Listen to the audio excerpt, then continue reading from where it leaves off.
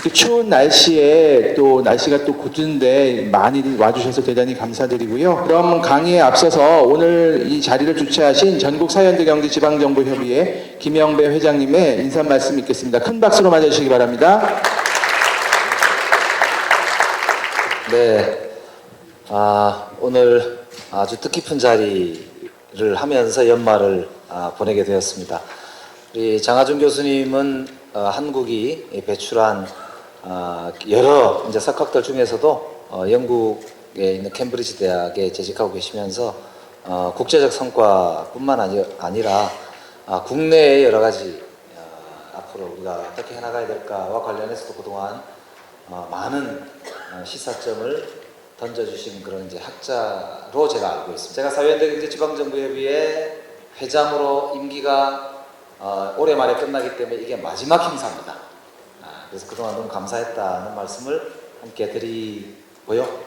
오늘 정말 뜻깊은 자리에서 우리 행복의 경제학으로까지 이제 진전이 되고 있는 장하준 교수님의 이런 문제의식을 우리 대한민국이 잘 이렇게 어찌 보면 흡수를 하고 같이 좋은 미래, 앞으로 갈 미래를 밝히는 등불로 만들었으면 좋겠다 해서 소망을 말씀드리면서 시간 내주셔서 너무 감사드리고요. 정말 우리 한국 사회를 위해서 애를 쓰고 계시고 써왔던 사회연대 네트워크 동지들, 선배님들에게도 존경과 감사의 말씀을 드리겠습니다. 네, 감사합니다.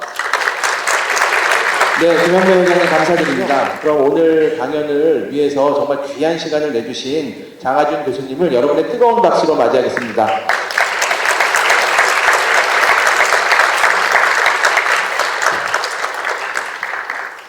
네, 안녕하십니까. 추운 겨울날 와주셔서 너무 감사드리고요. 오늘 이제 해보고자 하는 얘기가 지금 우리나라가 굉장한 전환기에 처해 있죠. 그 외환위기 이후에 20년 동안 여러 가지 길을 모색을 했고, 소위 좌파 대통령도 뽑았다, 우파 대통령도 뽑았다, 여러 가지를 했는데 자꾸 길은 안 보이고 국민들 생활은 점점 어려워지고, 그래서 뭔가 이번에 특히 이런 그 정치적인 계기가 있으니까 새 방향을 모색해봐야 하는 거 아닌가 이런 생각이 들어요. 근데 사실 이 강연을 하겠다고 제가 동의를 했을 때는 탄핵이라던가 이런 거는 생각도 못하던 때 했기 때문에 그런 정치적 목적에서 하는 강의는 아닙니다만, 강의의 내용이 어떻게 하다 보니까 거기에 맞는 그런 내용이 됐습니다. 그래서 지금 드리려고 하는 강의가 제가 사실 11월 달에 여기 와주신 박순빈 부원장께서 주최하신 그 한겨레 아시아 미래 포럼에서 발표한 내용을 이제 기초로 한 건데요. 거기는 이제 중점이 행복이라는 얘기에 돼 있었기 때문에 제가 그 부분은 그 회의의 특성적인 것이었으니까 약간 생략을 하고 그 다음 부분부터 좀 말씀을 드릴게요. 그래서 지금 우리나라가 겪고 있는 여러 가지 진통의 물론 근원에는 1960년대에서 90년대 사이에 우리나라가 이루었던 이제 소위 경제 기적이 있습니다. 그래서 그때 연평균 1인당 소득 성장률이 한 6% 정도, 이게 그냥 6%가 그런가 보다 하고 생각하시겠지만 굉장한 성장률이에요. 왜냐면은 그 서구 국가들이 처음에 산업혁명을 했다고 했을 때 성장률이 1%에서 1.5% 사이입니다. 연평균 1인당 소득 기준인데, 그 다음에 1950년부터 한 75년까지를 자본주의의 황금기 그렇게 부르거든요. 그때 자본주의가 다른 어느 시대와 비교해도 그 이전 이후 어느 시대와 비교해도 가장 성장도 잘하고 평등도도 높고 실업률도 낮고 그런 시대였는데, 그 시대의 선진국 자본주의의 평균 성장률이 3%입니다. 1년당. 근데 우리나라는 그거를 2배, 그러니까 산업혁명의 4배, 자본주의 황금기의 2배, 되는 연평균 6%를 성장하는 거예요.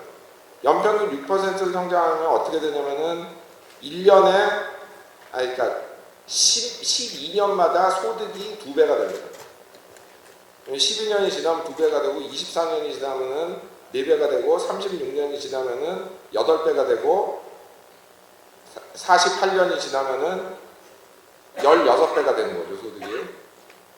그래서 이 굉장한 그 소득 성장을 이뤘고,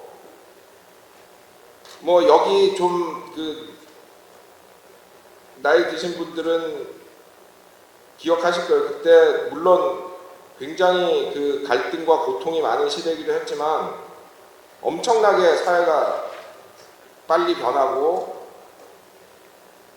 그 생활 수준이 향상되고 그런 시기였거든요. 그래서 제가 아직도 기억이 나는 게, 제가 그 국민학교, 요즘 초등학교라 그러죠. 다닐 때 무슨 어린이 잡지에 그 났던 그 무슨 유머가 있어요. 근데 이제 애들 유머니까 별로 웃기진 않는데, 근데 그 얘기가 참 그 지금 생각해보면 대단한 얘기였습니다. 뭐냐면은 이제 그때 무작정 상경이란 말이 있었어요. 농촌의 젊은이들이 아무 아는 사람도 없고 취직이 된 것도 아닌데 그냥 무조건 밤차 타고 올라오는 거예요. 막 경제가 성장이 되고 일자리가 많이 만들어지니까 조금 이렇게 있으면은 취직될 확률이 상당히 높단 말이죠. 그래서 그렇게 올라왔는데, 이제 그 얘기는 뭐냐면은 그렇게 해서 밤차 타고 무작정 상경한 청년 둘이 서울역에 딱 내렸는데, 이 앞에 보니까 생전 보지도 못한 엄청나게 높은 건물입니다. 이 시험하니까 10층이에요, 10층. 그래가지고 이러고 보고 있으니까 이 길에 지나가던 건달이 딱 오더니 그 농촌 청년들한테 이렇게 욱박지듯이 물어보는 거야. 야, 너 뭐해? 그러니까, 예? 뭐 하냐고? 저 건물 보고 있는데. 그랬더니 저 건물 보고 있어? 너희 여기서 저런 거 보려면 돈을 내야. 야, 저거 지으려고 돈을 얼마를 들였는데 저 돈 내야지. 몇 층 봤어요? 한 층에 100원씩. 한 놈은, 한 친구는 5층 봤는데요. 다른 친구는 저는 4층 봤어요. 그러니까 500원, 100원, 400원 받아갖고 갔단 말이에요. 근데 갑자기 이 친구들이 막 웃는 거예요. 바보 같은 우리 10층 다 봤는데 저것도 5층만 봤다 했는데 믿고 그냥 가네. 그리고 이 얘기는 별로 안 웃긴 얘기인데, 왜 뭐냐면은 지금 아무것도 아닌 10층 건물이 그때는 그렇게 몇백만, 몇천만 명이 보지도 못한 것이라는 겁니다. 지금은 몇백만 명이 30층, 40층짜리 아파트에 사는데, 그런 정도로 우리나라가 그 고도 성장을 변화를 많이 겪었어요. 근데 이게 단순히 돈이 많다, 물건을 더 살 수 있다, 그거의 얘기가 아닙니다. 왜냐하면은 물론 이제 그것도 아주 불공평한 성장이 이루어지면은 그렇게 안 되겠지만, 우리나라 같이 비교적 평등하게 경제 성장이 이루어지면 이게 그 생활 수준 전반에 그 좋은 영향을 미치기 위해서 가장 중요한 게 뭐냐면 평균 수명이 늘어납니다. 그래서 제가 처음에 63년생인데 그때 태어났을 때 우리나라 평균 수명이 52세, 53세 그랬어요. 제가 지금 만 53세니까 이미 죽었어야 됩니다. 근데 요즘 통계로 보면 한 25년 내지 30년 더 살 수 있을 것 같은데, 그리고 또 하나 중요한 게 뭐냐면은 그 평균 수명 올라가는 거하고도 관계있지만 영유아 사망률이 확 줄어요. 그러니까 우리나라가 처음에 60년대 초에 그때 사실 소득 수준에 비해서 다른 나라에 비해서는 그 통계는 상당히 좋았는데, 그 애가 1000명이 태어나면은 한 80명 정도가 1년 안에 죽습니다. 그러니까 10명에 1명은 그 한 살을 못 살고 죽는 거예요. 지금 그게 우리나라가 유아 사망률이 3명, 4명, 1000명당. 그래가지고 이게 미국보다도 낮습니다. 선진국에서도 그 부분에서는 우리나라가 세계 최고 수준입니다. 그래서 이게 단순히 그 돈 버는 문제만이 아니고, 이게 우리나라가 고도 성장을 해가지고 소득이 워낙 빨리 올라가다 보니까 또 일부 분들은 뭐 성장한 게 뭐 그렇게 대단한 거냐 하지만 저는 그거는 절대 그렇게 생각하지 않아요. 그런 고도 성장이 있었기 때문에 안 그랬으면 여기 있는 나이 든 분들 중에 한 반 정도는 뭐 이미 살아있지도 않았을 거고 우리 사회가 이렇게까지 온 거죠. 근데 이제 문제는 이렇게 고도 성장을 해가지고 그 효과가 워낙 크다 보니까 이게 하나의 신화가 돼버린 거예요. 소득만 높으면 된다. 경제 성장만 빨리 하면 된다. 근데 그렇지 않다는 겁니다. 그래서 이제 그런 얘기를 좀 해보려고 그랬는데 우선 우리가 이제 사용하고 있는 소득 개념이란 게 시장에서 거래되는 것이면 무엇이든지 가치가 있다 이런 전제라고 계산을 하는 거거든요. 그러니까 국민소득이 뭐 2만 불이다 뭐 이렇게 할 때 예를 들어 그 나라가 무슨 교육에 도움이 되는 책을 많이 만들어서 돈을 벌었는지 아니면 불량식품을 만들어서 돈을 벌었는지 그거는 묻지 않습니다. 지금 현재 경제학 틀이 시장은 일단 맞다고 보기 때문에. 그러니까 예를 들어 어느 나라에서 이제 막 사회 갈등이 증가해가지고 뭐 예를 들어 불평등이 증가해서 사회 갈등이 증가해서 범죄가 증가하고 그래서 사람들이 뭐 도난 경보기도 더 많이 사고 정부도 경찰에다 돈을 더 투자하고 뭐 이렇게 해가지고 범죄율을 예전 수준으로 낮췄다 이런 상황을 생각해 보세요.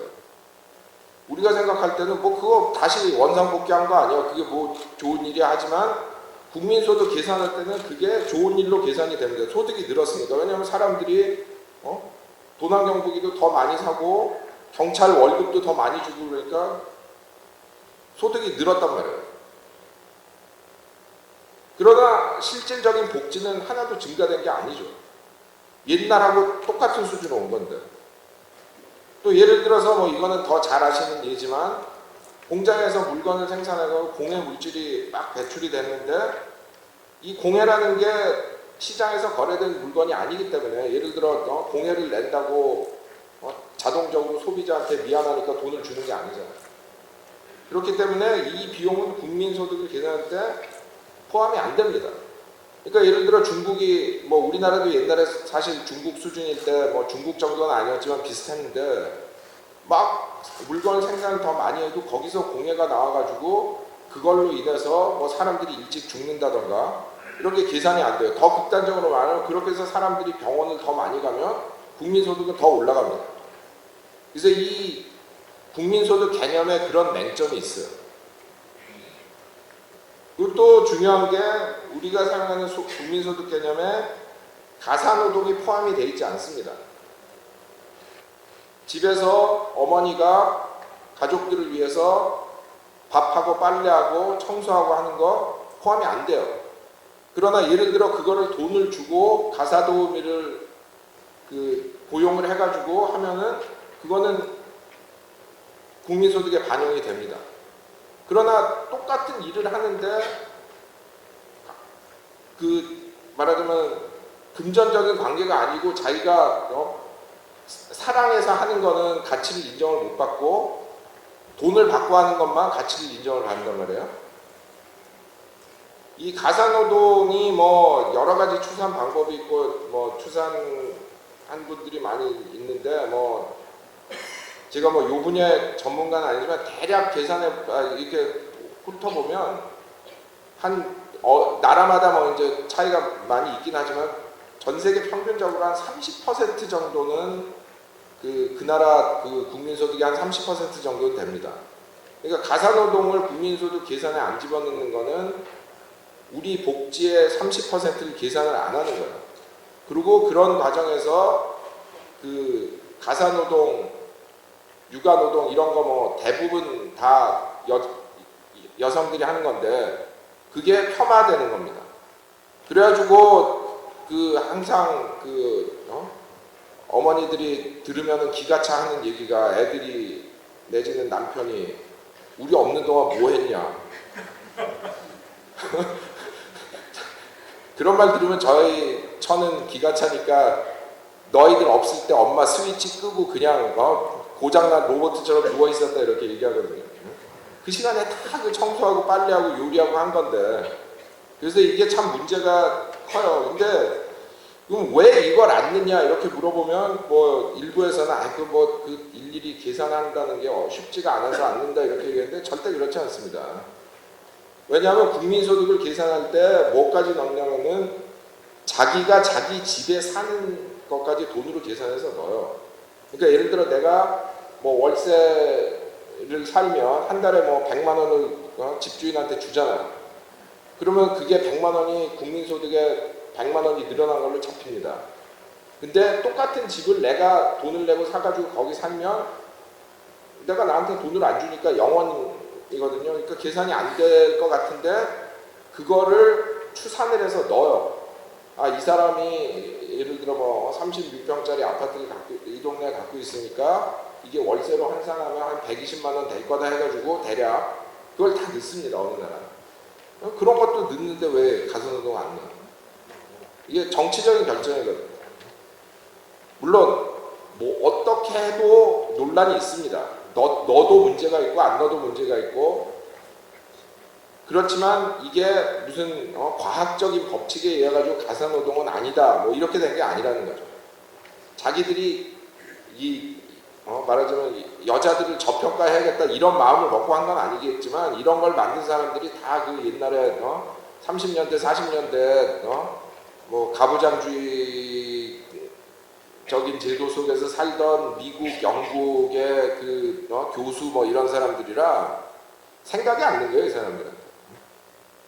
가성노동은 당연히 있는 건데 우리가 뭐 공기가 있다고 그 가치를 소득에 반영하냐 이런 식으로 생각을 한 거죠. 그래서 이제 그 소득을 볼 때 이제 그런 소득이라는 개념 자체가 인간 복지를 완전히 반영하는 게 아니다, 이제 그거를 명심을 하셔야 되고요. 그 다음에 뭐 그래 그러면 그 소득 개념은 그냥 일단 뭐 받아들이기로 하자. 그래도 국민 소득만 보고 또 그 인간의 복지를 판단할 수 없는 게 소득 분배에 문제가 있어요. 왜냐하면 1인당 국민소득이라는 게 이제 보통 그 나라가 얼마나 잘 사냐 못 사냐 뭐 이런 거에 지표가 되는데, 그거는 단순히 한 나라의 총 소득을 인구수로 나눈 평균 소득이거든요. 그러니까 모든 사람이 소득이 같지 않기 때문에 소득 분배가 불평등한 나라는 상대적으로 평균 소득이라는 게 실제 생활 수준을 반영을 잘 못하고, 그게 불평등한 나라는 상대적으로 반영을 더 잘하는 거예요. 그래서 여기에 든 얘가 보면 이 A라는 나라하고 B라는 나라가 있는데, 한 나라는 비교적 평등해가지고 한 명 부자는 9,500불을 벌고 나머지 9명은 4,500불씩 번다. 이걸 다 합치면은 5만 불이니까 10명으로 나오면 1인당 국민소득이 5,000불이에요. 그럼 이 나라의 국민소득이 5,000불이라고 할 때 뭐 대체로 뭐 대부분의 사람들이 그 정도 소득을 갖고 있기 때문에 비교적 맞는 얘기입니다.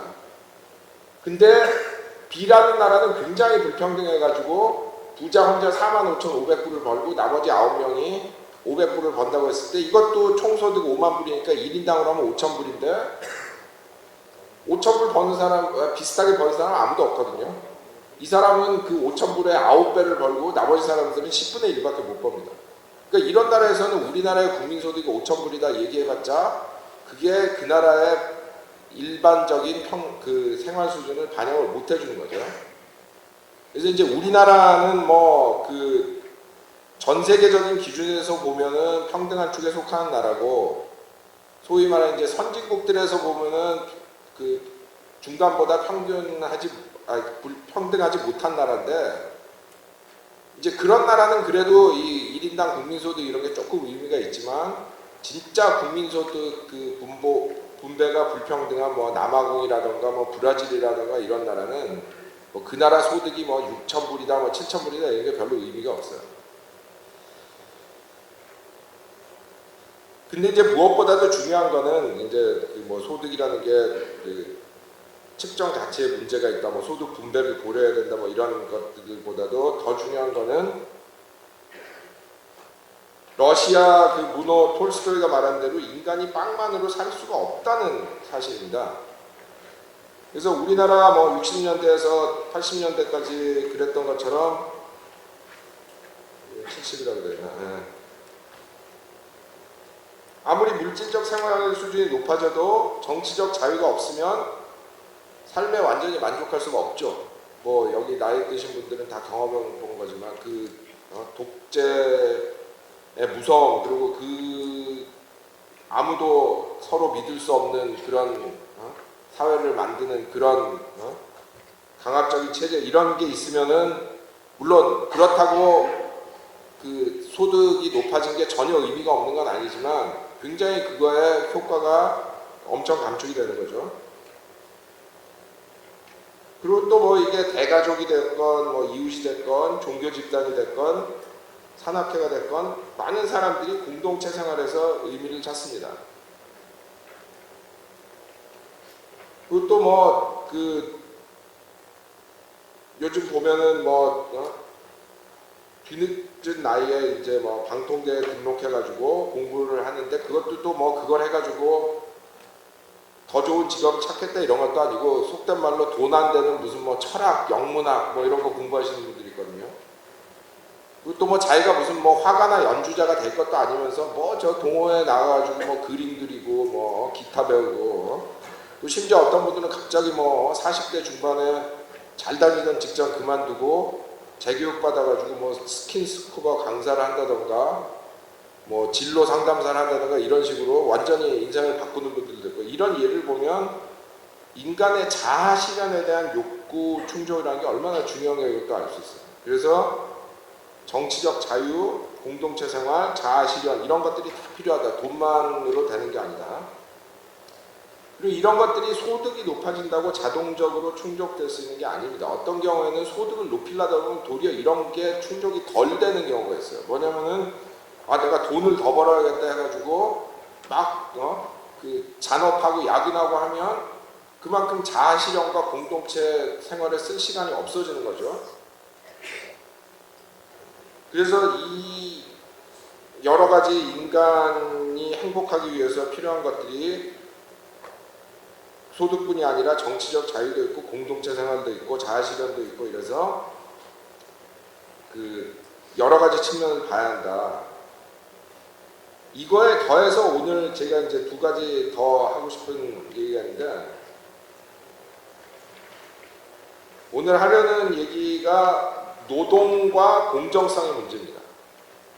그러니까 아까 말한 소득, 정치적 자유, 자아 실현, 공동체 생활에 더해서 우리가 노동이라는 문제를 봐야 되고 사회의 공정성이라는 문제를 봐야 전체적으로 사회가 얼마나 잘 돼 있고 사람들이 얼마나 행복하고 얼마나 의미 있는 삶을 살 수 있는가를 판단할 수 있다. 이제 그게 제 주장인데, 우선 이제 노동의 얘기를 해보면 이 지난 100여 년 동안 이 경제학을 지배해온 이제 경제학파가 있어요. 신고전파 경제학. 뭐 여러분들이 그냥 경제학 교과서 이런 거 사서 보시면 나오는 게 다 그겁니다. 이 경제학은 소비가 인간의 복지의 핵심이라고 생각합니다. 물론 인간이라는 게 물질적인 존재니까 소비가 없이 존재가 불가능하죠. 그렇기 때문에 어느 경제학파도 이제 소비라는 거를 중요하지 않다 얘기하는 건 없는데, 뭐냐면은 이 신고전파 경제학은 더 깊은 철학적 이유에서 소비를 인간 그 복지의 핵심으로 봐요. 뭐냐면은 이제 다른 학파에서는 뭐 꼭 다 그런 건 아니지만 소비라는 게 인간 복지를 증가시키는 수단이다 이렇게 보는데, 신고전파 경제학에서 소비는 인간 삶의 궁극적인 목표입니다. 이 경제학이 뭐냐면은 인간이라는 게 주어진 소득을 가지고 그 자기가 원하는 물건하고 서비스를 사서 효용이라는 걸 얻는다고 하죠. 그래서 행복해지고 그걸 하면 그걸 극대화하는 게 인간의 목적이다. 이걸 이제 소위 그 경제적 인간, 뭐 라틴어로 호모 에코노미쿠스 뭐 이렇게 부르는데, 그러니까 자기 즐거움을 위해서 소비를 하는 게 인간의 최종적인 목적이에요, 이 경제학에서. 그래서 이렇게 소비라는 것을 인간 존재의 궁극적인 목적으로 보다 보니까 노동 문제는 경시합니다. 아니 뭐 거의 무시한다고 해도 과언이 아닙니다. 이 신고접화 경제학에서 노동은 말하자면 필요악이라고 할 수 있는데요. 왜냐하면은 이 경제학에서는 전제가 노동이라는 거는 괴롭고 힘든 거니까 비효용, 그러니까 효용을 이제 영어로 유틸리티라고 그러는데 그거에 반대가 되는 비효용이라고 봐요. 그래서 이거는 가능하면 피해야 되는데 사람이 돈을 벌어야 소비를 할 거 아니에요. 그러니까 돈을 벌기 위해서 할 수 없이 일을 하는 겁니다. 그래서 좀 그 과장해서 말하면 신고접화 경제학은 출근하면 끝나고 퇴근하면 다시 시작하는 경제학입니다. 왜냐하면 일이라는 거는 나쁜 거니까 꼭 필요한 만큼 참고 하는 거고 진짜 인생은 직장 밖에서 사는 거거든요. 그러다 잘 생각해보면 노동이라는 게 우리 생활에서 얼마나 중요한 부분을 차지합니까? 뭐 인류의 역사는 노동의 역사라고 해도 과언이 아닌데 이 19세기 중반까지는 극소수의 유한계급을 제외한 대부분의 사람들은 일주일에 70시간, 80시간 일하는 게 보통이었습니다. 뭐 100시간 일하는 경우도 많았어요. 휴일이라는 것도 없었고, 그러니까 일요일 이런 것도 아침에 교회 가라고 잠깐 공장에서 내보내주는 거지 일요일도 다 일을 하는 날이에요.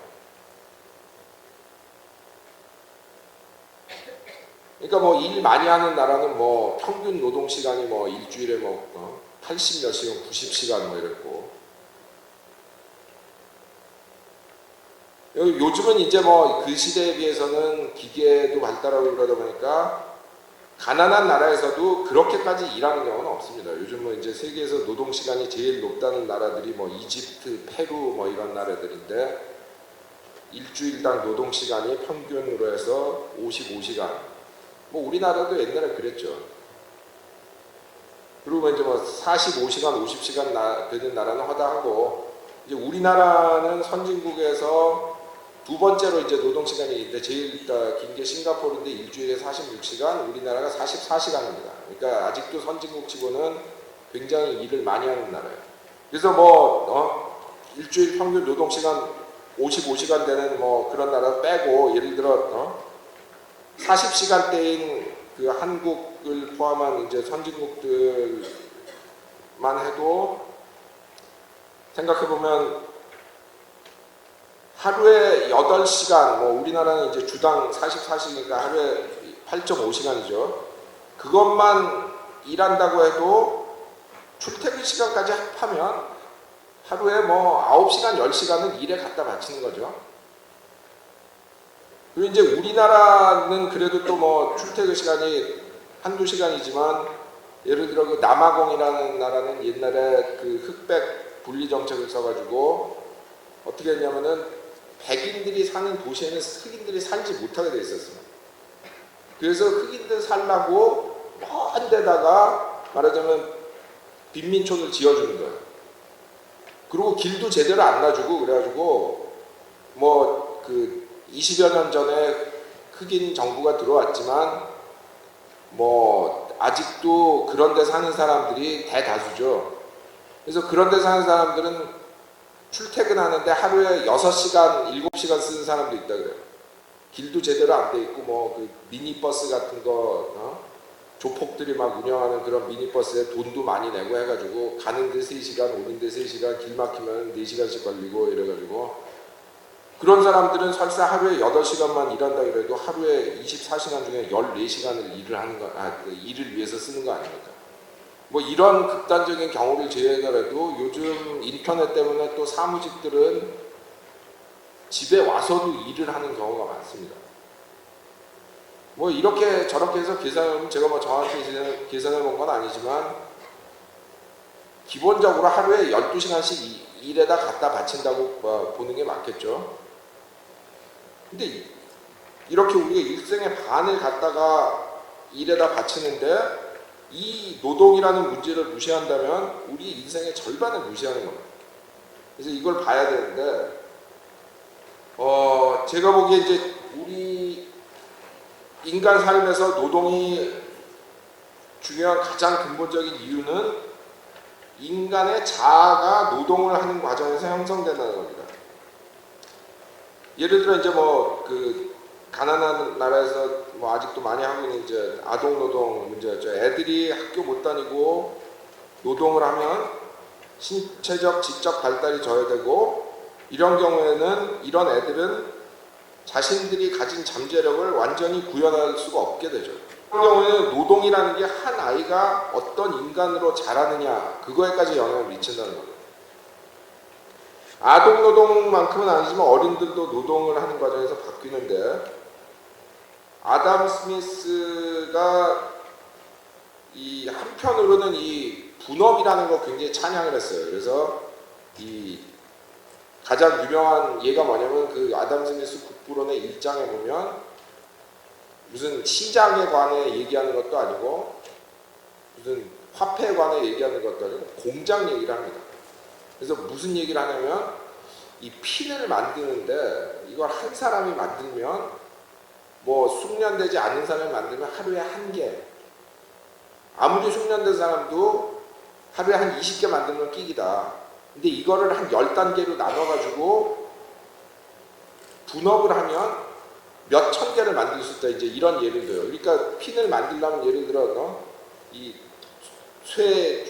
줄을 갖다가 철사를 갖다가 잡아 늘려고 자르고 갈고 뭐 머리 붙이고 뭐 이런 식으로 해야 되니까 그 뭐 시간이 굉장히 많이 걸린다.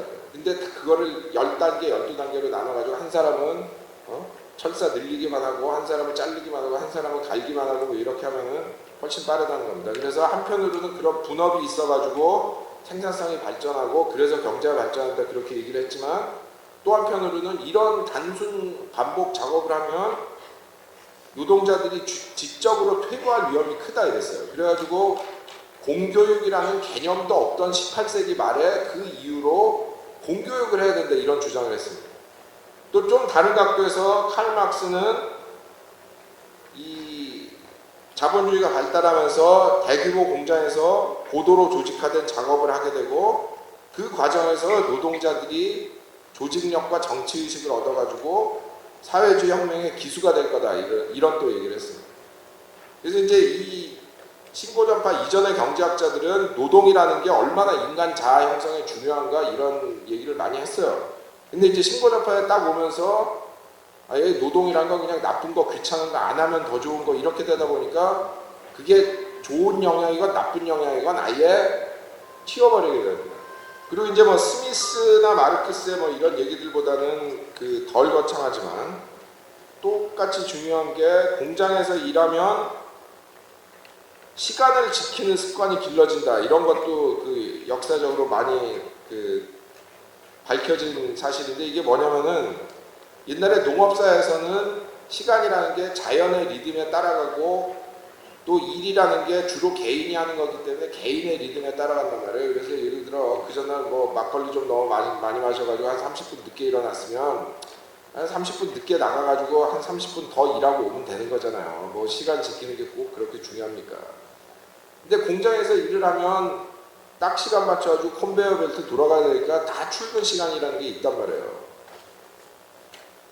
그래서 이제 그 산업화된 사회에서는 시간관념이 더 명확해지고 농업사회에서는 그게 흐릿한 겁니다. 그래서 한 20년 전까지만 해도 요즘 젊은이들은 들어보지 못한 표현이겠지만 코리안 타임이라는 말이 있었어요. 이게 뭐냐면은 약속을 하고 뭐 1시간은 기본이고 한 1시간 반 정도까지는 뭐 늦을 수도 있고 그런 거예요. 뭘 그걸 너 5시에 만나자고 했는데 왜 6시 10분에 왔어? 이런 얘기 하는 거 아닙니다. 그러니까 이제 그거를 외국 사람들이 와서 보고 뭐 이 나라는 뭐 이래 뭐 시간을 이렇게 안 지켜 했어요. 근데 이게 우리나라에만 있던 일이 아닙니다. 어느 사회든지 농경사에서 막 벗어나서 산업화가 되면 꼭 그 갈등이 생겨요. 시간을 별로 안 지켜도 되는 농경사회와 시간을 꼭 지켜야 되는 산업사회 간의 갈등이 생겨서 그런 시기에 외국 사람들이 와보면 다 불평합니다. 우리 지금 뭐 스위스 하면은 시간 지키기로 세계에서 제일 유명한 나라 아닙니까? 그 나라는 뭐 버스만 한 1분만 늦게 와도 사람들이 불평하는 나라거든요. 길이 막히건 말건 시간표에 이때 온다고 돼 있는데 왜 안 왔냐고 따지더라고요. 제가 거기서 좀 살아봤는데, 그런 나라가 옛날에 처음 산업화 초기에는 프랑스 사람, 독일 사람들이 와서 이 나라 왜 이렇게 시간 안 지켜 막 그러고 불평했고, 일본도 20세기 초에 그 유명한 그 뭐 얘기가 있습니다. 그 호주 무슨 그 기술자가 이제 일본 정부의 초청을 받아가지고 어떻게 하면 일본 공장의 생산성을 높일 거냐 뭐 좀 어드바이스를 해달라 그래가지고 가서 보고 와서 한 말이, 너희 나라 사람들은 시간 개념 없어서 도저히 생산성 못 높인다, 이런 얘기를 한 게 있어요. 그러니까 지금으로서 상상도 안 가는 얘기죠. 이거 뭐 만만디로 우리가 생각하는 호주 사람들이 일본 가가지고 시간 안 지킨다고 뭐라 그러고. 그래서 이런 그 하다못해 시간 지키는 습관까지 노동에 의해서 우리가 형성이 되는 겁니다. 그래서 이 노동이라는 거를 그 얼마나 중요한가를 그 알고 우리가 그 인간 복지에 대해서 생각을 해야 되는데, 뭐 이런 근본적인 문제를 떠나서라도 노동이라는 게 우리 복지에 엄청 영향을 많이 미치죠. 그래서 우선 뭐 일이라는 게 육체적으로 더 힘들고 또 뭐 유해 환경 때문에 건강에 더 안 좋고 더 위험하고 그런 일들이 있습니다. 그래서 그런 일들을 하는 분들은 신체적인 복지가 떨어지죠. 이라는 것도 또 그 큰 영향을 받는데, 같은 일을 하더라도 휴식 시간이 너무 짧다거나 아니면 계속 성과 내라고 상사가 책임을 한다거나 그러면 그런 직장에서 일하는 사람들은 심리적인 스트레스를 더 받지 않을 수가 없습니다. 그리고 요즘 우리나라에서 이제 문제가 되고 있는 것 같이 계속해서 고용에 대한 불안감을 조성해버리면 그 스트레스는 말도 못하죠. 사실 지금 이 우리나라에서 이 고용 불안으로 인한 이 심리적인 복지 문제가 굉장히 심각한데요. 이 우리나라 이 97년 외환위기 이후에 주식시장 개방과 자유화를 통해서 기업경이 이제 자꾸 단기주의화되고, 왜냐하면 이 그 단기 주주들이 자꾸 압력을 넣어가지고 너희 배당 많이 해라, 자사주 매입해라, 이윤 많이 내라 이러니까 기업들은 또 노동자를 쥐어짜지 않을 수밖에 없단 말이에요. 그리고 그런 과정에서 쥐어짜는데도 한계가 있으니까 아예 그러면은 너희들은 비정규직에 해가지고 월급 반만 주고 똑같은 일 시키면서 부리게 됐단 말이에요. 물론 옛날에도 비정규직이 없었던 건 아니지만 문제가 더 심각해졌죠. 그리고 또 한편으로는 이제 또 그 시장주의 경제학자라든가 재벌들이라든가 이런 데서 자꾸 압력을 넣어가지고 노동시장 규제가 완화되면서 고용 불안이 증가하게 됐습니다.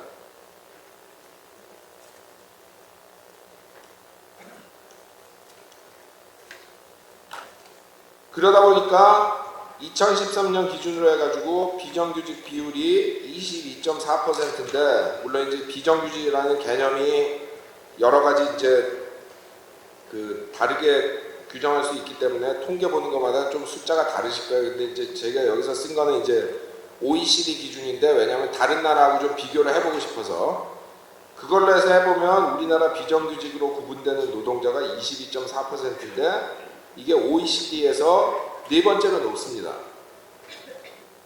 근데 OECD가 옛날에 이제 완전 선진국들만 있었는데 요즘은 그렇지도 않아요. 뭐 멕시코, 칠레, 무슨 에스토니아 이렇게 사실 선진국이라고 할 수 없는 나라들이 많이 들어있는데, 그런 나라들까지 다 포함한 그룹에서도 네 번째로 높고 OECD 평균에 비하면 2배입니다. 또 정규직들도 조기 관용 퇴직이 생겨가지고 과거에 비해서 훨씬 불안해졌죠. 그래서 2013년 기준으로 봐서 우리나라 기업 법규상의 퇴직 연령은 평균 57.4세인데 실제 퇴직 연령은 53세입니다. 그리고 이걸 이제 그 유럽 그 연합 EU 평균하고 비교해 보면 EU는 법규상 퇴직 연령은 65세인데 실제 퇴직 연령은 61.8세죠. 그러니까 그 EU 평균에 비해 가지고 법적으로도 한 7년 정도 일찍 퇴직하게 돼 있고 정규직이라도 실제로는 거의 9년을 일찍 퇴직을 한다는 거예요. 그럼 그렇다고 우리나라 사람들이 52세에 퇴직하면 그때부터 연금 받아서 편히 먹고 살 수 있나? 아니죠. 결국 뭐 자영업인이 어떻게 해가지고 하는 그 노동까지 합하면 OECD 국가 중에 은퇴를 제일 늦게 하는 나라가 우리나라고 73세, 4세까지 일을 해야 돼요. 그러다 이제 그렇게 나중에 일을 하는 거는 자기들이 알아서 할 일이고 제도적으로 보장이 되는 그 노동 연령이 정규직일 경우에도 53세 정도이기 때문에 엄청나게 직장에서 불안을 느낄 수밖에 없습니다. 그러다 보니까 맨 밑에 보이는 그 평균 근속 기간이 OECD에서 제일 짧아요. 5.6년, OECD 평균 9.5년인데 그만큼 직장이 불안하다는 거죠. 하다못해 자영업자까지 고용이 불안합니다. 아니 얼핏 생각할 때 이론적으로 얘기하면 자영업자가 고용이 제일 그 안정된 사람 아니에요. 자기가 사장이니까 자기가 자기를 해고할 리는 없고. 근데 그게 아니죠. 왜냐하면 우리나라의 자영업자의 3분의 1 이상이 이것도 이제 뭐 그 어떻게 추산에 따라 정확한 숫자는 다르지만 그 자기 착취라고 하죠. 경제학적 용어로는 그냥 막 보통 직장에서 했을 일이면은 8시간, 9시간만 일할 건데 막 13시간, 14시간 가게 문 열어놓고 일하고 이런 식으로 해서 자기 착취를 통해 근근히 살아남는 그리고 언제 망할지도 모르는 생계형으로 분류가 됩니다. 그러니까 이 생계형 자영업자들은 사실상 항상적인 고용 불안에 시달릴 수밖에 없어요. 자기가 자기를 자르진 않지만 사업체 자체가 망해버리기 때문에 당장 내일이라도 실업자가 될 수 있는 거죠. 그래서 이런 거를 다 감안을 할 때 한마디로 우리나라는 소득 수준에 비해서 노동 시간이라던가 고용 안정이라던가 그 일터에서의 복지라던가 이런 노동 환경이 너무 열악하다는 겁니다. 그래서 노동 문제를 포함을 시켜서 보면 우리나라 국민 복지는 소득만 보는 거에 비해서 훨씬 안 좋다는 거죠.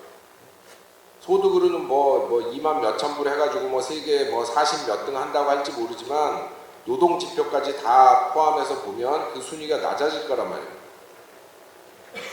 그래서 단순히 뭐 소득을 올려주는 것만이 중요한 게 아니라 이 노동 문제에 더 주의를 기울여야 국민 복지를 제대로 향상시킬 수 있다는 게 제 생각이에요. 그래서 이제 노동 얘기는 거기까지 하고 그 다음에 공정성의 얘기를 해보기로 하겠는데요. 제 생각에 이제 인간 복지를 평가하는 데 있어서 소득과 노동만큼 중요한 게 그 사람들이 사는 사회가 얼마나 공정한가 하는 거라고 생각해요. 왜냐하면은 자기가 사는 사회의 질서가 공정하다고 믿어야 인간이 행복할 수 있기 때문이죠. 그래서 옛날 그리스 철학자 플라토가 말한 행복한 노예의 역설이 나오는 겁니다. 노예들이 노예제가 정당하다고 믿으면 행복할 수 있어요. 그래서 사실 뭐 지금 뭐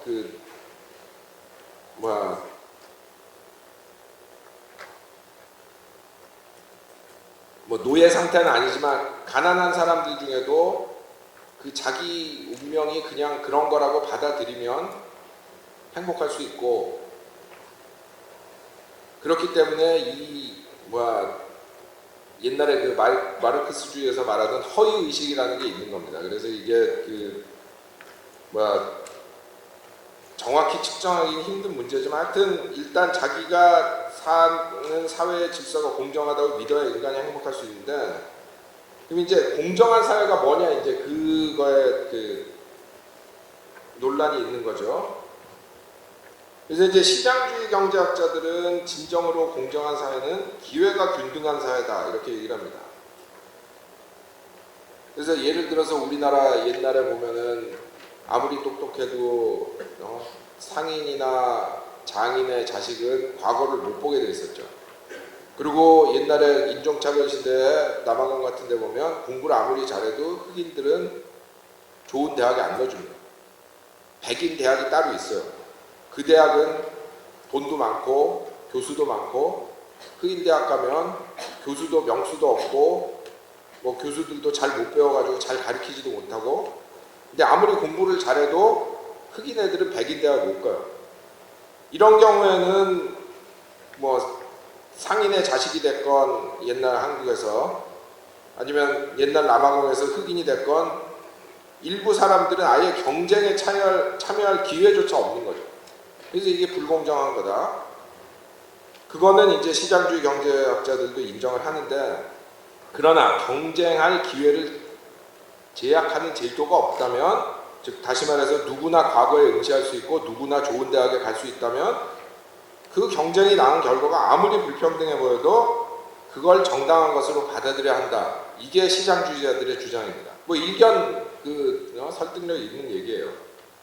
그래서 이분들은 이 결과의 균등이라는 건 바람직한 것도 아니고, 또 그걸 갖고 오라고 그런 결과를 낳게 하려고 정부가 됐건 민간단체가 됐건 누군가가 경쟁 과정에 인위적으로 개입을 하면 그게 더 불공정한 거다, 이렇게 주장을 하죠. 그래서 예를 들어서 부자들한테 세금을 많이 매겨가지고 복지국가를 통해서 가난한 사람들한테 그 돈을 나눠준다던가, 또 뭐 가난한 집 출신 학생들이나 소수민족 출신 학생들에게 입시에서 가산점을 준다거나 이런 식의 정책을 쓰게 되면 더 열심히 노력하고 더 재능 있는 사람들에게 공정하지 못하다, 이렇게 얘기를 해요.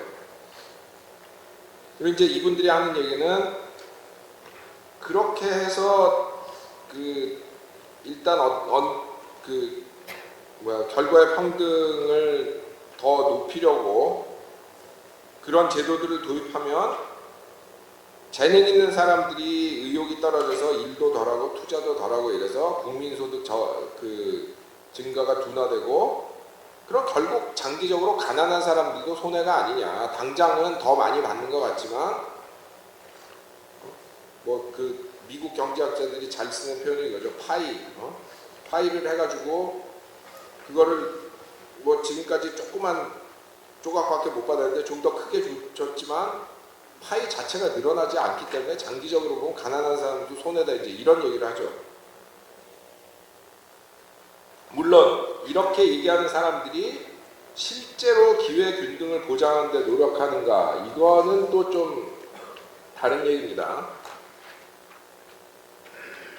예를 들어 대부분의 미국 대학들은 조부모나 부모가 자기 학교를 나온 학생들에게 입학사정 때 가산점을 줍니다. 이게 동문 자녀 특혜 입학 제도라고 그러는데요. 물론 이 특혜 입학으로 들어온 학생들이 모두 가산점 없이는 못 들어왔을 학생들은 아니겠죠. 그렇지만 이 비율이 엄청나게 높습니다. 뭐 하버드, 예일 뭐 이런 명문대학도 그 비율이 15%에서 30%까지 되고, 좀 이렇게 그 정도는 아니지만 뭐 부자 애들 많이 다니는 이런 학교는 40%까지 있다 그래요. 그리고 MIT는 자기 학교 자랑이 뭐냐면 우리 학교는 동문 자녀 특혜 입학이 없습니다. 근데 대부분의 학교가 다 있습니다. 이게 기회균등의 원칙에 정면으로 위배되는 제도 아니에요. 근데 이 제도를 공개적으로 비난하는 미국 시장주의 경제학자들 저는 거의 본 적이 없어요. 이런 기회균등을 근본적으로 제약하는 제도가 있는데, 그리고 동문 자녀 특혜 입학처럼 노골적으로 하지 않아도 사실상 기회균등을 저해하는 제도들을 도입할 수 있습니다. 예를 들어 미국 명문대에 들어가려면 공부만 잘해가지고 안 되죠. 과외활동도 많이 해야 되고 사회봉사도 많이 해야 되고 예체능 성적도 뛰어나야 되고 인턴 경험도 풍부해야 되고, 그러니까 가난한 아이들이 불리합니다. 물론 가난한 애들은 뭐 인턴하면 안 된다, 가난한 애들은 사회봉사하면 안 된다, 그런 규정이 있는 건 아니지만 실질적으로 가난한 애들은 뭐 예를 들어 집에 가서 어머니 살림하는 거 도와야 되는 학생들도 있을 때도 언제 가서 다른 고아원에 가서 사회봉사해요. 뭐 인턴 같은 거 하려면은 연줄도 많이 필요한데 뭐 연줄도 없는데 어떻게 어디 가서 인턴을 합니까? 예체능 뭐 지금 집에 밥 먹고 살기도 힘든데 어디 가서 무슨 첼로는 배우고 미술은 배워요. 할 수가 없거든요.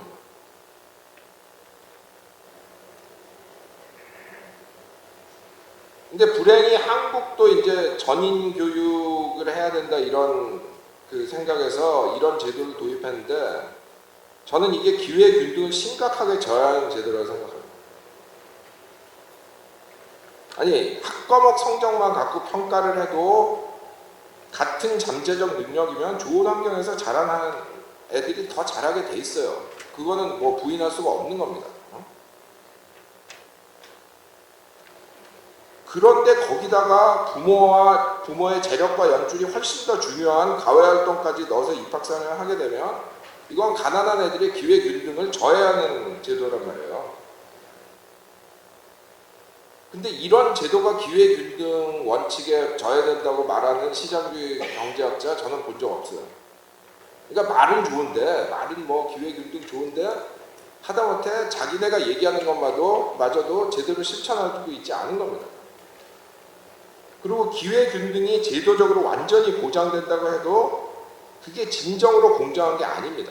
왜냐하면 뭐 그럴 수도 있지만 그 경쟁에 참여한 참여자들의 능력이 기본적으로 어느 정도 이상이 돼야 그게 공정한 게임이거든요. 예를 들어 그러니까 그 기회균등 그쪽하고 연결시켜서 얘기를 하면 기회균등이라는 건 무슨 얘기예요? 달리기 할 때 모두 똑같이 출발해야 된다는 거예요. 뭐 부잣집 애는 30m 앞에서 출발하고 가난한 집 애는 20m 뒤에서 출발하면 안 된다는 거죠. 다 같이 똑같은 출발선에서 출발해야 되는 거는 기본 조건입니다. 그러나 그거에 또 한 가지 더해서 해야 될 거는 달리기 나온 선수들이 다 최소한의 능력을 갖추고 있어야 된다는 거예요. 왜냐하면 달리기 경주를 하는데 애들이 경주하는데 어른이 뛰어서 경주하면 같은 선상에서 출발하면 그게 불공정한 게임이죠. 공정한 게임이 아니죠. 그런 경우는 어른은 50m 뒤에서 출발해야죠. 그리고 달리기 경주하는데 어떤 선수들은 장애인이면 그게 무슨 공정한 경쟁입니까? 그래서 사실 체육계에서는 그걸 알아요. 공정한 경쟁을 담보하려면 선수들의 기본적인 능력이 같아야 된다. 그래서 장애인과 비장애인 나눠가지고 올림픽, 파랄림픽 따로 하고 남자, 여자 나누고 어른, 청소년, 아동 나누고 뭐 축구 같은 거 보면 뭐 15세 이하, 17세 이하, 19세 이하, 21세 이하 그렇게까지 나눕니다. 태권도, 복싱, 레슬링, 역도 이런 거 보면 다 체급 나누잖아요. 근데 그 체급이 얼마나 잘게 나눠진지 아세요? 권투 같은 거는 그 뭐 플라이급이니 단탄급이니 이런 경량급에서는 체급당 체중 차이가 1.5 내지 2kg입니다. 그러니까 권투에서는 한 사람이 2kg만 무거워도 얘는 너무 조건이 유리해서 경쟁을 못하게 하면서 일상생활에서는 왜 그런 제도를 안 만들죠? 물론 운동시합에서는 이렇게 선수들의 능력에 따라 분리하는 게 상당 정도 가능합니다. 왜냐하면 이게 그 경쟁 내용이 굉장히 단순하기 때문에 여기부터 저기까지 뛰어라.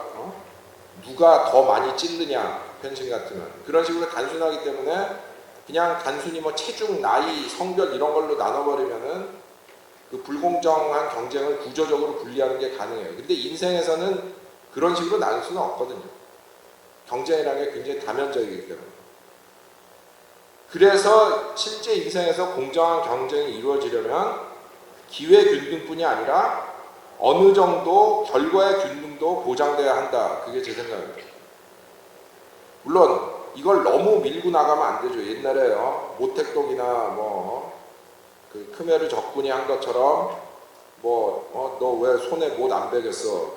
쏴 죽이고 다 같이 무식해지자 이런 식으로 그런 극단적인 결과의 평등을 추구하는 거는 옳지 않다고 생각하지만 어느 정도의 결과의 균등이 보장되지 않으면 공정한 경쟁이라는 게 있을 수가 없습니다.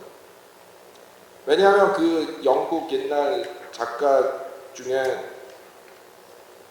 그 헉슬리라는 분의 멋진 신세계라는 소설이 있는데 거기 보면은 물론 이제 그 공상과학 소설이지만 그 애들을 다 그냥 집단 타가소에서 키워요. 뭐 그런 사회가 있으면은 완전히 모든 사람에게 기회 균등이 보장이 되겠죠. 다 어렸을 때부터 똑같이 자랐으니까. 근데 실제로는 그럴 수 없기 때문에 가족이 책임을 질 수밖에 없습니다.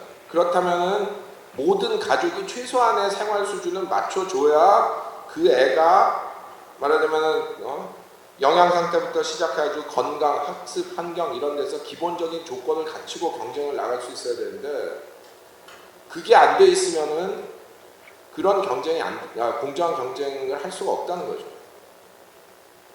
이게 이제 뭐 지금도 가난한 나라에서는 뭐 가난한 집 출신 애들은 그냥 뭐 사는 환경이 나쁘다 이 정도가 아니라 영양 상태가 나빠가지고 두뇌 발달이 제대로 안 돼요.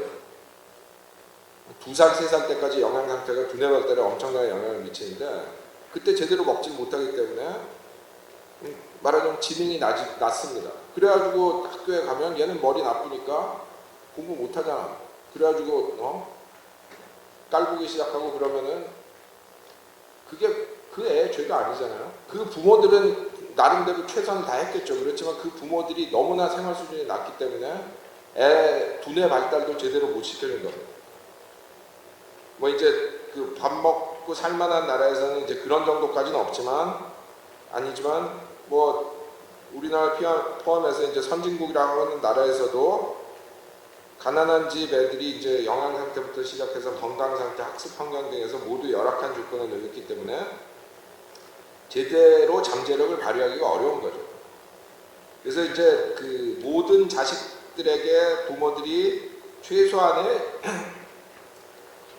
영양, 의료, 교육 환경 이런 걸 제공할 수 있는 소득을 보장해주지 않으면 그 사회는 진정으로 공정한 사회라고 할 수가 없다는 겁니다.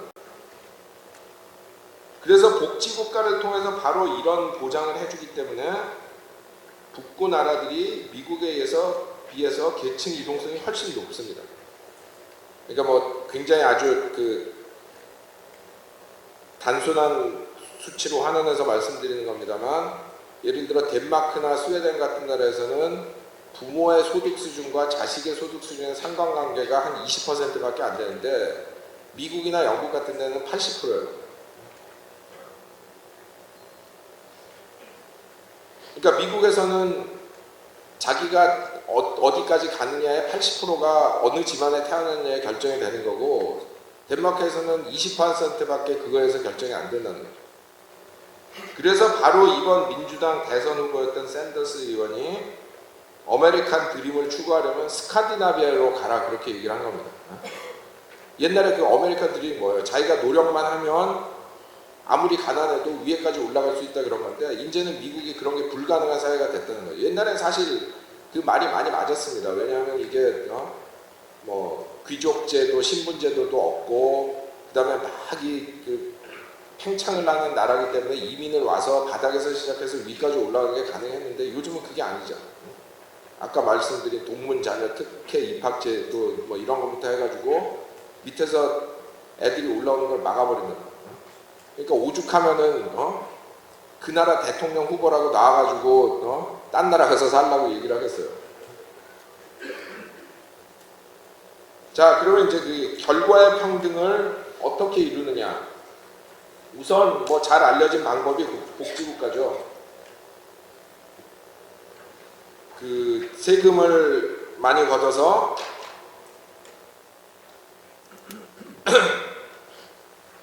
죄송합니다. 세금을 많이 걷어서 뭐 물론 모두가 혜택을 받지만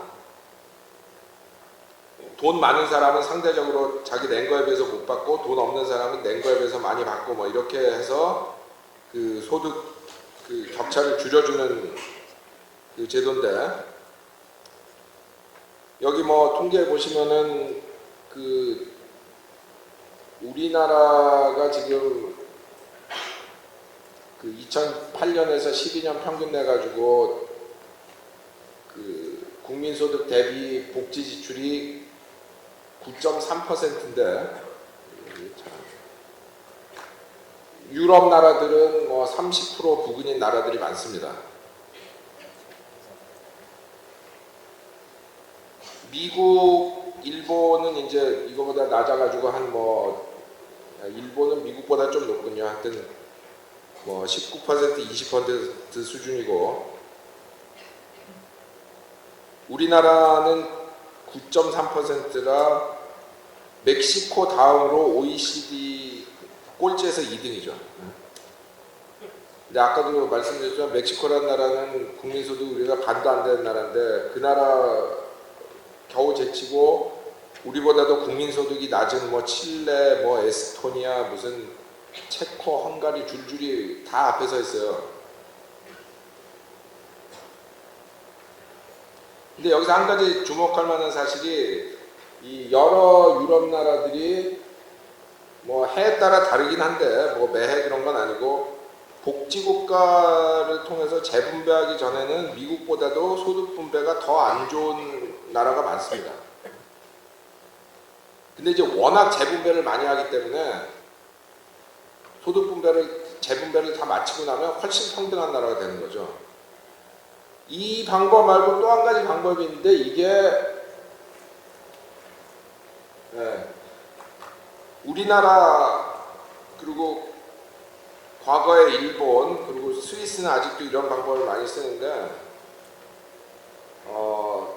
규제를 통해서 경제적 약자들을 보호하고 강자들의 행동을 제약해서 시장이 불평등을 만들어내는 것 자체를 제한하는 거예요.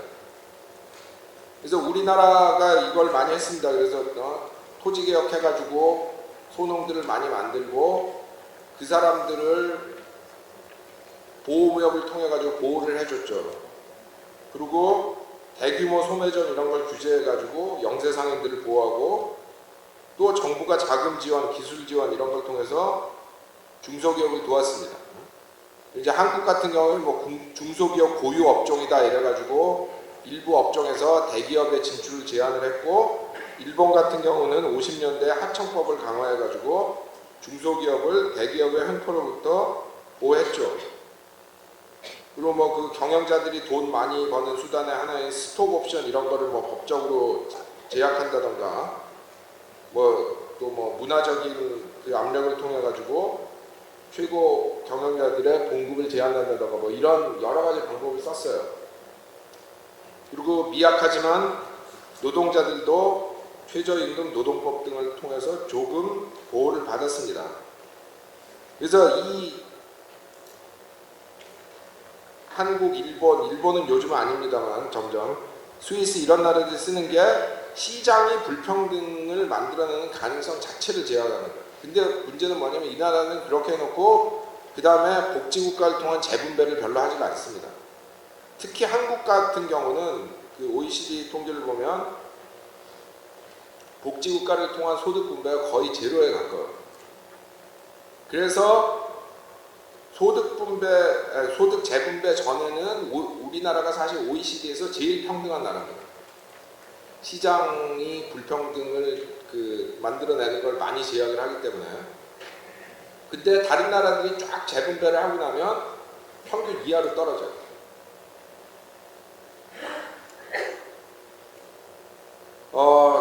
근데 이 시장 자체를 규제해서 불평등을 줄이는 방식은 이 나름대로 효과가 있지만 왜냐하면 우리나라나 일본이나 뭐 스위스나 이런 나라가 그런 식으로 해가지고 비교적 평등한 체제를 이루어왔기 때문에 이게 구조적으로 문제가 있는 방식입니다. 왜냐하면 이게 체계적이지 않기 때문에 모든 국민을 진정으로 공정하게 대우해주지 못한다는 거예요. 왜냐하면은 이 소농, 소상인, 중소기업 이런 식으로 자영업자를 중심으로 보호가 집중이 되어 있기 때문에 자기 사업이 없는 노동자는 별로 보호를 받지 못한단 말이에요. 그리고 뭐 은퇴한 노인이나 실업자라면 이거 보호라는 건 거의 없는 거죠. 그래서 이렇게 선별적 보호를 하니까 다 같이 경제적 약자인데도 어떤 사람은 보호를 받고 어떤 사람은 보호를 못 받고, 또 경제적 강자에 대한 규제도 중소기업 교육 업종에게 사실 굉장히 애매한 개념이거든요. 그러다 보니까 비슷한 사업인데도 어떤 거는 중소기업 고유 업종으로 지정받아가지고 보호를 받고 어떤 건 보호를 못 받는단 말이에요.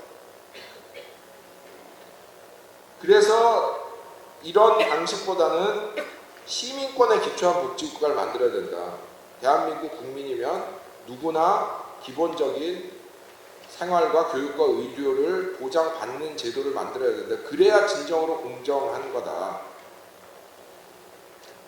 그리고 이런 체계적인 약점을 떠나서 지금 우리 상황에서 시장 억제를 통한 방법이 점점 어려워지고 있습니다. 왜냐하면 우리나라가 이제 나라가 부유해지니까 자꾸 외부에서 개방 압력이 들어온단 말이에요. 그러다 보니까 과거에 보호받던 산업들, 뭐 농업, 소매업, 일부 제조업 이런 걸 점점 개방하고 있죠. 그리고 또 이게 꼭 외부적 요인만 아니에요. 내부적 요인으로 대기업들이 힘이 세지면서 시장 자유화를 자꾸 요구하고, 그에 따라서 소매업이나 일부 제조업에서 영세업자들에 대한 보호가 점점 약화되고 있습니다. 그리고 또 외국하고 또 자유무역 협정 이런 거 맺었으니까 또 개방이 되고, 이러다 보니까 이제 점점 과거에 있던 그 보호막들이 이제 없어지고 있는 거예요. 그리고 과거에는 이런 선별적인 보호에서 제외된 사람들, 예를 들어 노인이나 실업자나 이런 사람들이 대가족 제도에 기대서 살 수 있었는데, 이제 산업화 세계화 속에서 점점 이게 해체가 되면서 이런 사람들이 의지할 곳이 점점 없어지고 있습니다.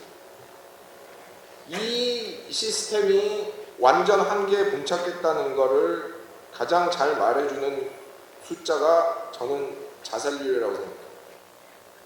우리나라가 지금 세계에서 자살률 1위입니다. 원래 이제 한국 사람들이 성격이 화끈하니까 뭐든 했다 하면 1위잖아요. 근데 이제 이게 문제가 나쁜 것까지 1등을 자꾸 한단 말이에요.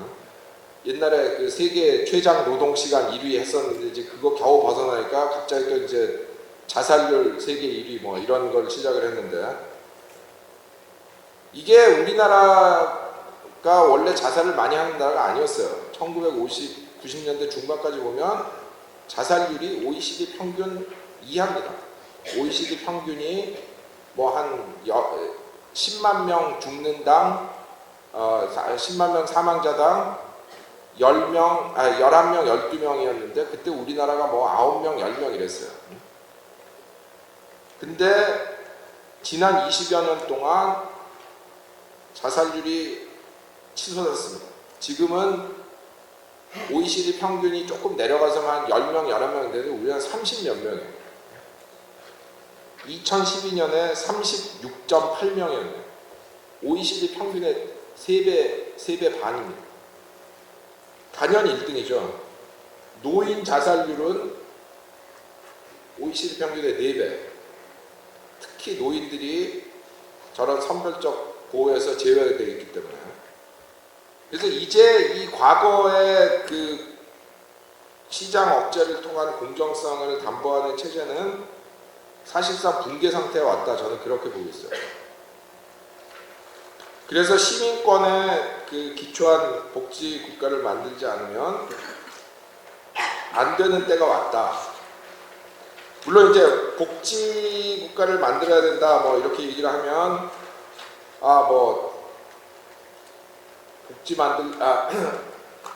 복지 국가 만들면은 성장에 나쁜 거 아니냐. 흔히 이제 시장주의 경제학자들이 하는 얘기인데, 단기적으로는 그게 가난한 사람한테 좋을지 모르지만 성장이 저하되기 때문에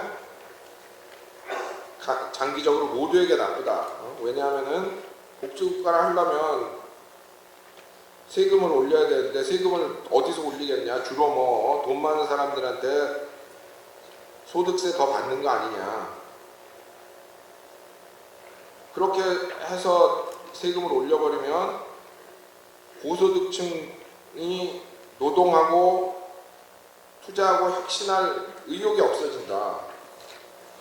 이제 이런 얘기죠. 근데 여기 이런 주장에 그 별로 근거가 없습니다. 가장 좋은 예가 뭐냐면 미국이에요. 미국이 80년대 이전까지는 엄청 세금이 높은 나라였어요. 그러니까 뭐 다른 모든 세금이 높은 건 아닌데 이제 소득세가 굉장히 높은 나라인데 1940년대, 50년대 뭐 트루만, 아이젠하워 이런 대통령 때는 최고 소득세율이 92%였습니다. 뭐 거의 뭐 공산주의에 가까운 세율이었어요. 그래서 이제 그게 나쁘다 해가지고 이제 점점 내리고 그러다가 레이건 대통령이 80년대 들어오면서 이걸 40%로 내리고 그 다음에 또 중요한 게 뭐냐면은 자본 이득세, 그러니까 이제 뭐 자산을 팔아가지고 뭐 증권이 됐건 뭐 주택이 됐건 이런 걸 팔아가지고 남는 그 차액에 대한 세금이 레이건 대통령 전까지는 40%였는데 그게 20%로 내려갔어요. 그러니까 이제 부자들의 소득세율이 뭐 40%도 안 된다는 얘기인데 왜냐하면 미국의 많은 부자들이 금융 투자자들이기 때문에 많은 소득이 자본이득이란 말이에요. 노동소득 이런 게 아니라 그거는 세율이 20%입니다. 그러니까 사실상 세율이 40%보다는 20%에 가까운 건데 그나마 또 이것도 또 조세 도피처를 통해 가지고 제대로 내지 않는 경우가 많죠. 그래서 오죽했으면 그 세금 잘 내기로 유명한 그 워렌 버핏이라는 그 유명한 부자가 미국 부자들 제발 세금 좀 더 내야 된다. 이게 뭐 자꾸 뭐 자본 이득 뭐 이런 식으로 해가지고 빼고 뭐 조세 도피처에서 빼고 그러니까 세금 우리가 나라에서 받는 만큼 세금을 못 내는 거 아니냐 뭐 이런 얘기까지 할 정도로 그 세금이 내려갔는데 이렇게 됐음에도 불구하고 미국의 투자율과 성장률이 1980년대 이후에 계속 떨어졌어요. 그리고 그 반대쪽 예를 보면 스칸디네비아 나라들 같은 경우를 보면은 복지국가가 잘 돼 있어서 성장이 더 잘 되는 나라거든요. 왜냐하면 이 나라들이 그 복지국가가 워낙 잘 돼 있다 보니까 노동자들이 해고에 저항을 잘 안 해요. 그러니까 미국 같으면 하다못해 국민의료보험도 없잖아요. 그래서 다 직장 의료보험을 하니까 노동자들이 해고가 되면 병원도 못 간단 말이에요. 그러니까 목숨을 걸고 저항을 합니다. 구조조정한다 하면.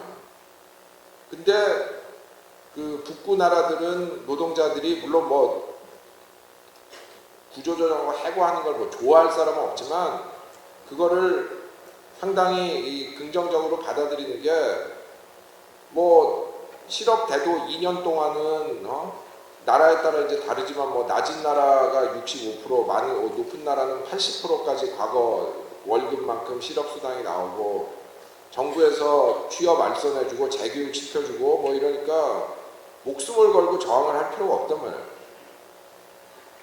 그래서 지난 한 50년 동안 보면은 그 스웨덴이나 핀란드 같은 나라들이 상대적으로 이제 복지국가가 미국에 비해서 한 50% 정도 더 큰데도 경제 성장률이 이제 스웨덴의 경우는 미국하고 비슷했고 핀란드의 경우는 미국보다도 더 빨랐다 이제 그런 그 증거가 또 있어요. 그래서 이 복지국가를 잘 만들면 이게 경제 성장에도 도움이 됩니다. 특히 또 이 우리나라 지금 안고 있는 저출산 문제 같은 거 지금 우리나라가 그 복지국가가 잘 안 돼 있다 보니까 여성들이 이 노동시장 참여와 출산 사이에 굉장한 딜레마가 있어요. 그래서 뭐 대부분의 경우에는 그 노동시장 참여를 하다 보니까 출산율이 지금 바닥에서 또 세계 1위를 다투는 나라가 됐습니다. 이것도 또 뭐 매해 하는 건 아니지만 걸핏하면 또 1등이에요. 출산율 낮기로. 그래서 우리나라 그 1등 좋아하는 걸 좀 없애야 된다고 생각하는데 이러다 보니까 이제 인류 역사상 유례없는 급격한 인구 고령화가 일어나고 있고 이게 또 장기적으로 성장에 악영향을 미치게 되고요. 또 이러다 보니까 또 여성 인력도 효율적으로 활용을 못하는 거죠. 그러니까 다 교육받고 뭐 직장 경험 있고 그런데 애 한 번 낳으면 노동시장에서 퇴출이 되는 겁니다. 이게 무슨 낭비예요, 국가적으로. 그러니까 결국 그렇게 낭비를 안 하려면 또 애를 안 낳아야 되고, 그러다 보니까 어느 걸 선택을 해도 성장에 좋지 않은 거죠. 그래서 이 복지국가가 잘 되면 도리어 성장을 돕는 거다. 이제 이런 그 말씀을 드리고 싶어요. 이제 좀 정리해보면, 물론 우리나라가 이 복지국가에 대한 편견이 많습니다. 그래서 이게 하루아침에 바꿀 수는 없는 건데, 장기적으로 보면 충분히 바꿀 수 있어요. 스웨덴 같은 나라 보면은 19세기 말에는 유럽에서 정부가 제일 작은 나라 중에 하나였어요. 굉장히 보수적인 나라라. 그리고 영국이 소득세를 도입을 한 게 1842년, 미국이 1913년인데 스웨덴에는 소득세가 1932년에야 도입이 됐습니다. 그런 나라가 지금은 복지로 하면은 뭐 세계 1, 2를 다투는 선진국이잖아요. 길게 놓고 보면 우리도 할 수 있다는 거죠. 그러나 그 과정에서 우리가 복지국가에 대한 논의를 하는데 그 방식을 좀 바꿔야 된다. 이거는 그 뭐 좌파 우파를 막론하고 저는 해당한다고 생각하는데, 이 우리나라 진보 세력에서 사회복지를 자꾸 무상복지라 그래요. 그 틀린 말입니다. 절대 쓰지 마세요. 무상이 아니에요. 왜 무상이에요? 가난한 사람도 다 세금 내는데. 가난한 사람도 물건 사면 부가가치세 내잖아요. 누구나 다 세금을 냅니다. 세금 안 내는 사람 없어요.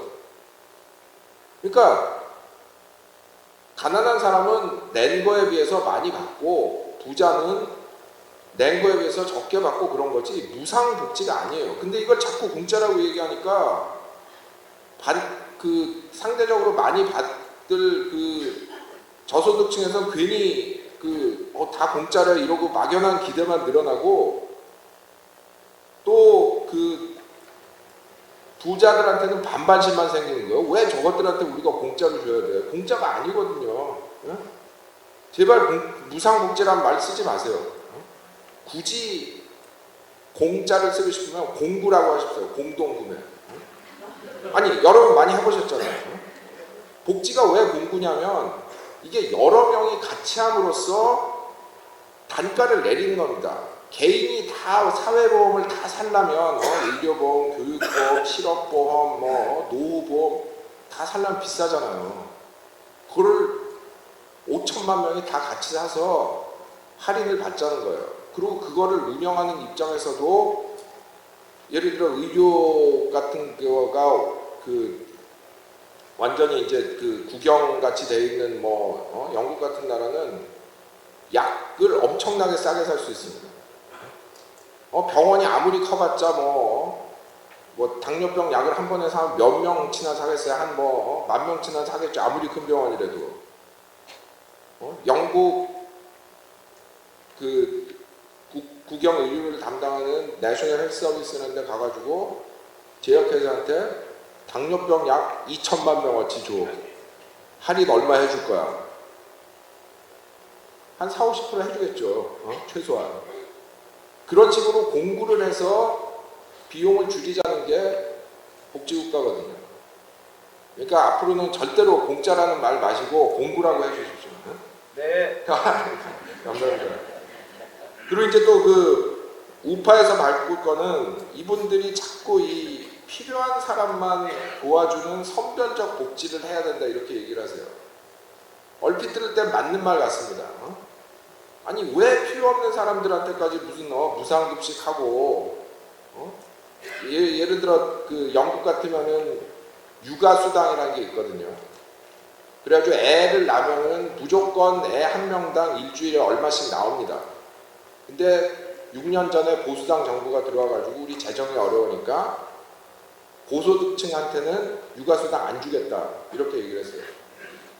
얼핏 들으면 말 되잖아요. 왜 돈 많이 버는 사람이 그 돈 받아가고 그거 안 받아가 필요한 사람한테 더 많이 줄 텐데 이렇게 생각을 하는데, 이게 문제가 이런 식으로 선별적 복지를 하게 되면은 장기적으로 이게 지속 가능성이 떨어진다는 거예요. 왜냐하면은 중산층 이상 사람들은 나는 자꾸 세금만 내고 받는 건 거의 없는데 해가지고 불만이 생기고, 또 복지 혜택을 받는 사람들은 그렇게 선별적으로 되다 보니까 자꾸 이 사회적으로 낙인이 찍혀가지고 2등 시민 취급받고 그러니까 그 사람들도 별로 안 좋아하게 된단 말이에요.